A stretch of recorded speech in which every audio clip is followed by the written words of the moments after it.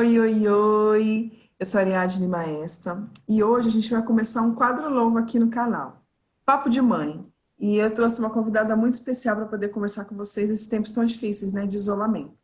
Hoje a gente vai falar qual que é a importância da inteligência emocional nesse quadro tão caótico que a gente está vivendo hoje de isolamento social. Para você que é mãe, que está com esse adolescente dentro de casa, que já não sai da internet, imagine agora 24 horas por dia trancado dentro de casa. E a Andrea vai se apresentar aqui para vocês, para poder explicar direitinho como que é o trabalho dela, maravilhoso. E a gente vai fazer esse bate-papo aqui para poder trazer muita informação para te ajudar a viver esse momento de isolamento, tá, gente? Beijo, meus amores. Ei, tudo bem? Então, eu sou Andréa Vilela, eu sou coach, né, life coach, eu trabalho com inteligência emocional e estava conversando com a Ariadne, né, esse momento que as mães estão tendo um novo desafio, digamos assim, né, de lidar com os Sim. filhos, adolescentes dentro de casa, nesse período de isolamento. E como eu trabalho com inteligência emocional, eu pensei assim em trazer algumas sugestões para ajudar vocês, mães, né? Nós que somos mães, eu também sou mãe, sou mãe. E uma coisa que eu acho muito importante é a gente que é mãe, cruzar o nosso mundo com o mundo dos nossos filhos. Porque uma coisa que os adolescentes sentem, principalmente, né, quando entram nessa fase de rebeldia e tal, porque na cabeça deles, pai e mãe são heróis, né? São meus Sim. heróis, isso desde criança. E aí, quando eles começam a crescer e perceber que eles não são perfeitos, eles começam a entender, nossa, meus pais são tudo e eu não sou nada. Eu não mereço os pais que eu tenho. Porque na cabecinha deles, os pais continuam sendo perfeitos e eles não. Então, eles começam, às vezes, a ter essas sensações, essas atitudes de rebeldia, meio que nesse sentido, de, tipo, se rebelar mesmo, porque eu não mereço esses pais. Então, eu não quero que eles gostem de mim, porque eu não mereço esse amor. E o É mais engraçado é que é muito inconsciente, né, Déia? totalmente inconsciente, Ari. Eles não percebem, mas é esse o comportamento. Então, quando os pais mostram para eles a fragilidade que nós temos, que nós somos seres humanos também, que nós somos falhos, isso dá um alívio para eles.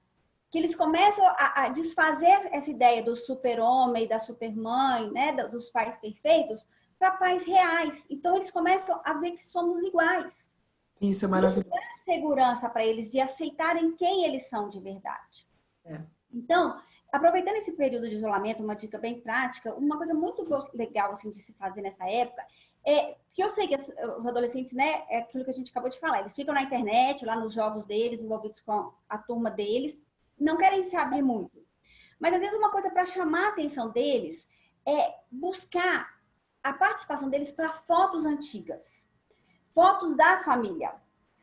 Hoje em dia, a gente sabe que não tem muita foto impressa, né? É Sim, tudo tudo digitalizado. digitalizado e tal. Mas quem tem, os pais que ainda têm fotos antigas, busca os álbuns de foto e começa a compartilhar com os filhos. Vem cá, vamos contar um pouco para eles saberem a história da família, saber as dificuldades que os avós passaram, os bisavós, os próprios pais para chegarem onde chegaram com eles nesse momento, que na época quando nós éramos crianças, não existia internet, então as brincadeiras que a gente fazia, como é que a gente se relacionava com os amigos. Meu, isso é incrível. Compartilhar isso com eles, que eles vão vendo uma outra realidade. E se chegar na fase já deles, né, que estão adolescentes hoje, então as fotos deles já de bebês, já provavelmente estão todas digitalizadas, convida eles, vamos organizar as suas fotos, como se fosse fazer uma pasta, como se fosse fazer um álbum, igual a gente fazia álbum de retrato físico, né? Fazer uma pasta no computador com suas fotos. E ir contando para ele a história de quando ele era bebê, como é que foi, o que, que os pais passaram, para ele tomando consciência da história de vida dele. Isso vai ajudar nessa identidade dele, ele se formar, ele se entender como gente, perceber o papel dos pais na vida dele. É uma coisa simples, gostosa, que dá para fazer isso assim, ludicamente, envolvendo pai, mãe, irmãos, conseguir a união da família. Esse momento de tirar ele da frente da internet, né, que é o principal, digamos, É o grande problema o hoje. problema de hoje, nesse momento. E essa atitude simples, no fundo, está criando um vínculo muito grande. entre pais e filhos, entre irmãos, né, o Sim. vínculo de família, que é muito importante essa base, e ele começar a perceber como é a vida dele dentro daquela família, como que aquela família chegou a estar onde está, do jeito que está hoje, e o papel dele ali. Ele começa a se sentir pertencente. Isso é muito importante para o adolescente Eu vou também. até trazer uma contribuição muito legal, tudo isso que você está falando, Déia. Eu sou consteladora familiar, não sei se vocês que estão aqui assistindo a gente agora sabem disso. E essa mecânica que você está fazendo, que você está trazendo, dentro da constelação, ela é importantíssima, porque é o reconhecimento dos seus ancestrais, né? E isso realmente é uma coisa muito impactante. Eu já fiz isso na minha casa e é um momento muito divertido. Não é só um momento só da construção dessa identidade desse jovem, porque é inconsciente, né? Essa construção a gente vai fazendo de uma maneira muito inconsciente. Mas isso também torna um momento muito divertido. Eu lembro um período que a gente começou a arrumar algumas coisas aqui dentro de casa, e eu peguei os álbuns antigos, tanto os meus, quanto os do pai e os dele, porque ele ainda tem muita foto impressa. Eu gosto de coisa impressa. Então, até uns 4 anos atrás, eu tenho muita foto dele impressa. A gente sentou na mesa e começou a fazer essa atividade de olhar. Ele ria de muito das fotos antigas nossas, assim, nossa, meu pai desse jeito, nossa, meu avô, caramba, olha, tem foto do meu bisavô aqui, gente, como é que vocês têm uma foto dessa? Nossa, olha a roupa, nossa, olha... Isso é muito divertido. E nesse meio é o que você falou, você vai trazendo as histórias de vida. Eu lembro que ele perguntou da bisavó dele, por minha parte, por parte do meu pai, e ele perguntou algumas coisas, eu comecei a contar a história da minha bisavó, que é tataravó dele, né? Ele falou assim, nossa, mãe, meu coração até doeu. Eu falei, por que, filho? Ele falou assim, como a minha tataravó teve uma vida sofrida, eu sou tão abençoado ter na vida que eu tô hoje. É isso, é ter essa percepção do que os nossos antepassados passaram, tudo que eles superaram e que a gente é muito grato por estar aqui hoje. E não é aquela conversinha chata de que você não valoriza a mãe que você tem, você não valoriza o esforço que eu faço por você, porque isso é muito chato, gente. É muito chato. Mãe, olha, é muito chato escutar isso. É porque Eles não têm noção do porquê que a mãe fala isso. A mãe sabe exatamente. tudo que ela passou, mas ele não. Então, para ele, só soa como cobrança. Justamente, ele já está nessa fase em que ele está se sentindo o imperfeito no mundo e meus pais não me merecem. É, Por isso, eu tenho que me rebelar. Ainda vem essa cobrança dos pais de que você não reconhece. Só reforça esse sentimento negativo que o adolescente já está. exatamente. Ao passo que se você inverte o jogo, mostrando para ele que você também não é perfeita, as suas dificuldades, tudo que você passou para chegar onde você está, que hoje você fala para ele que ele não valoriza, mas ele não sabe. Se Sim, nós pais não passarmos para eles, não contarmos essa história, como é que eles vão saber? exatamente. Não é porque eles nasceram na nossa família que eles têm que saber tudo o que aconteceu para trás. Eles não vão saber se a gente não contar. E muitas vezes a gente conta para amigos, conta para os outros, mas para os próprios filhos não conta. Não tem esse tempo de parar para conversar com os filhos. E Então a por um gente simples motivo, né? está sendo muito oportuno para isso. Para quem falava que não tinha tempo, agora essa desculpa não existe mais. Como que é, né, agora? Esse é o momento de trazer o seu filho de uma forma gostosa. Não é, vem cá, senta aqui que agora eu vou te contar a história da minha família. Não, Sai da internet, vem aqui agora. não é assim, mas faz um convite, já chega com as fotos. Vem cá, vem me ajudar a olhar essas fotos aqui, me ajuda a organizar. Ele vai se sentir útil, que isso é muito importante para o adolescente. Ele Sim, quer, neste momento, o que ele quer e precisa é isso, é se sentir útil e pertencente. maravilhoso. Se a gente consegue dar essa oportunidade para eles, isso é fantástico. E o E isso benefício é é de toda a família. É. Isso que você está falando, Déia, é muito, muito importante. E isso traz um pontinho que para mãe é muito difícil. Você fala para mim, você é mãe de duas meninas, mulheres maravilhosas, e você me diz quanto é difícil se mostrar vulnerável.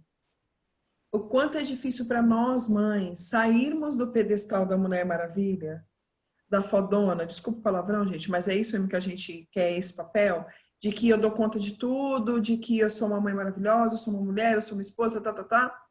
Como que eu vou me mostrar vulnerável para o meu filho? Como que eu vou mostrar para ele que eu não sei tudo? Como que eu vou mostrar para ele que eu também cometi erros?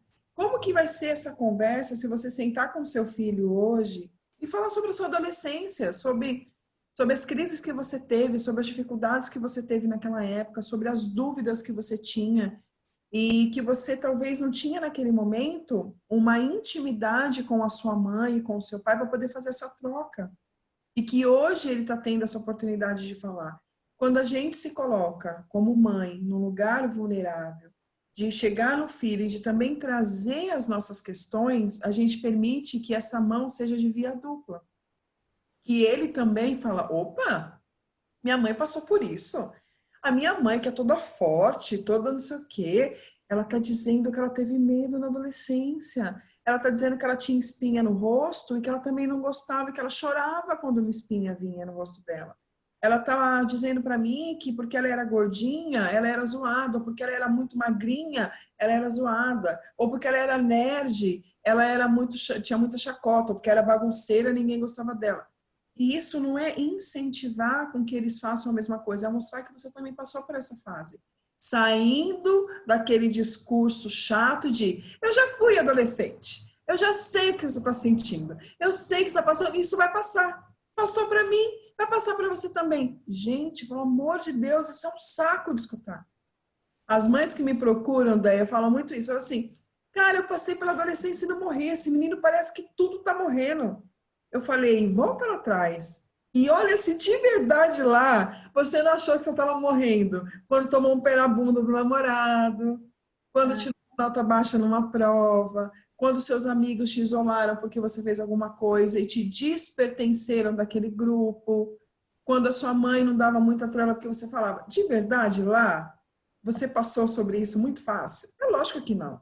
Todo mundo aqui passou. E a gente sabe que a gente vai sobreviver. Mas eles ainda não sabem disso. Eles estão aprendendo, que é o que você falou, né? Essa construção da identidade, essa E construção. quando a gente compartilha isso com eles, aí sim eles conseguem entender: nossa, minha mãe passou por isso, ou meu pai passou por isso e sobreviveu. Então eu também vou sobreviver. Porque é o que você falou, neste momento eles acham que não, realmente é o último dia da minha vida.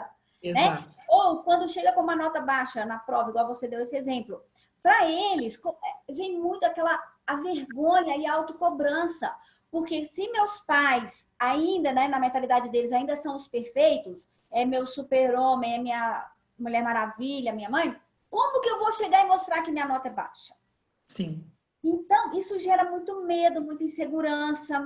Quando eles conseguem entender que a gente também passou por isso, nossa, meu pai é igual, então eu vou de igual para igual. Eu começo a me identificar. E esse é o processo da identificação. Com a individualidade, ele vai criar a individualidade dele, mas ele vai entender que, e na prática, vivenciando, não é na teoria, não é a mãe falando igual o exemplo que você deu. Ah, porque eu já passei por isso e estou aqui até hoje. Mas na cabeça dele, é tudo novo, é a primeira vez. Sim. E se você passou, só reforça que você é a Mulher Maravilha. Você é o super-homem. Você passou e está aqui, mas eu não vou conseguir passar. Eu não sou você. Se a gente se abre e mostra essa vulnerabilidade de uma forma natural, através dessas construções lúdicas, de um papo gostoso e contando, o que a gente acabou de falar, não adianta forçar. Vem aqui que agora então eu vou te contar a história da minha vida e você vai entender que o que você está passando não é nada porque eu passei. Não é assim. Tem que ser um convite, tem que ser uma coisa leve, gostosa. E uma ferramenta que a gente pode usar para isso são as fotos. Por isso que eu gosto dessa dinâmica dessas fotos, de pegar fotos ou dos filhos mesmo. Se na família a distância está muito, muito, muito grande, ele não tem nenhuma identificação com antepassados, que é muito importante, igual a gente já falou, não começa por ali. Porque aí vai dizer, não, que saco, ver foto velha, não sei o quê. Começa dele. Pega as fotos dele de bebê. Vem cá, vamos organizar. Não vai falar que vai construir uma história. Me ajuda a organizar. Vamos botar suas fotos em ordem de datas. Porque ele vai se vendo ali. Ele começa a se sentir pertencente. E, num segundo momento, entra com as fotos mais antigas, com a história dos antepassados. Enquanto está contando, já vai vendo foto deles. Aí vê uma foto dele, sei lá, aniversário de 2 anos. Ah, porque quando eu tinha 2 anos, eu não tive uma festa como a sua. Já começa a introduzir também a sua parte. Para ele percebendo o que ele tem hoje, valorizando e vendo que não teve, os pais não tiveram. E depois, mais no segundo passo, mais à frente, já começa a introduzir a parte dos avós, dos bisavós, a história da As família. próprias fotos, né, vão ter essas pessoas e você já consegue numerar. Vai colocando um pontinho aqui, um pontinho ali, como se fosse contando mesmo uma história. Igual, pensa quando o seu filho era criança, você não contava historinha para eles? E muitas vezes a gente não contava a mesma história várias vezes. Eles gostam disso. Eles podem falar, ai mãe, de novo esse papo. Vem com esse papo com uma nova abordagem, porque é isso que eles querem. Exato. No momento quando eles falam, ai, de novo esse papo, a não ser que seja esse papo chato, isso não, né? A gente não tá falando por aí. Você estando nessa Porque é chato mesmo. É chato mesmo, esse papo chato é chato mesmo. Mas quando tá fazendo uma construção gostosa, e aí ele vem, de novo essa história, traz essa mesma história numa nova abordagem, do ponto de vista agora do pai, do ponto de vista da avó, do irmão mais velho, do irmão mais novo, para ele sentir o conjunto, a família, o vínculo, e formando nele esse vínculo. Que esse vínculo também não vai ser formado com uma conversa. Não. Não é um papo. Não é uma hora que chegou ali, ficou vendo foto e acabou e pronto, o vínculo está formado. Não. E se principalmente hoje o adolescente, vamos pôr, entre os 12, 13 até os 18, 20 anos, né? Não vamos falar dos adolescentes, dos adolescentes. Porque dentro da psicologia se fala entre 14 e 24 anos já, né? Isso. Esses adolescentes que estão em casa, a gente tem que fazer isso várias vezes, se esse vínculo não foi formado até hoje. Se já vem da infância, esse início, é um pouco mais, não vou dizer mais fácil, é um pouco menos desafiador, né? Mas se esse vínculo nunca teve, não é agora, aproveitando esse momento de isolamento, que é para dar o start, mas não é numa sentada, numa conversa que isso vai se formar. Isso também as mães têm que ter essa consciência. É uma construção, tanto para nós quanto para eles. E a construção do vínculo, essa construção vem o quê? Um pouquinho a cada dia. Então, essa ideia que eu trouxe das fotos é só para começar, é para ter um argumento, um chamariz para trazer esse jovem, para tirar ele da frente da internet, para tirar ele da frente do computador e trazer ele fisicamente para você. Essa é a ideia, é para começar. Um outro ponto que eu gostaria de colocar aqui, que é muito importante, isso geral, para todas as pessoas, inclusive agora pela internet. A gente não está podendo abraçar, né? Contato físico. E o abraço é muito importante, a gente sabe da importância do contato, né? A gente que estuda essa parte de inteligência emocional, desenvolvimento humano, a gente sabe disso. Mas nesse momento em que a gente não pode ter o contato físico, uma coisa muito, muito, muito importante é o olhar. É o olhar no olho do outro. Um olhar vale mais, dependendo do momento, né? Principalmente esse agora, vale mais do que muitos abraços. Porque é olhar na alma da pessoa. A gente não fala que o olho é a janela da alma. Quando você olha no olho da pessoa, de verdade, você consegue ver a alma dela. Então, a gente começar a fazer isso com os nossos filhos. Olhar de verdade. Olhar lá no fundo da alma dele. E deixar que eles nos olhem também. Porque isso é uma coisa também meio desconfortável para quem não está acostumado, né? Quando a gente olha no olho do outro, a gente já tende logo a desviar o olhar. A gente não consegue ficar olhando, parado olhando. Então, é um treino também nessa nova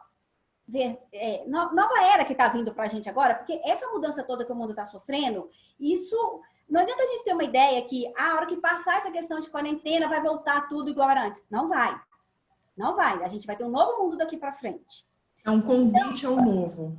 Isso, é um convite ao novo, exatamente. Então, vamos aproveitar. Só que é um convite compulsório, né? Ou vai, ou vai. Não é um convite, é uma convocação, né?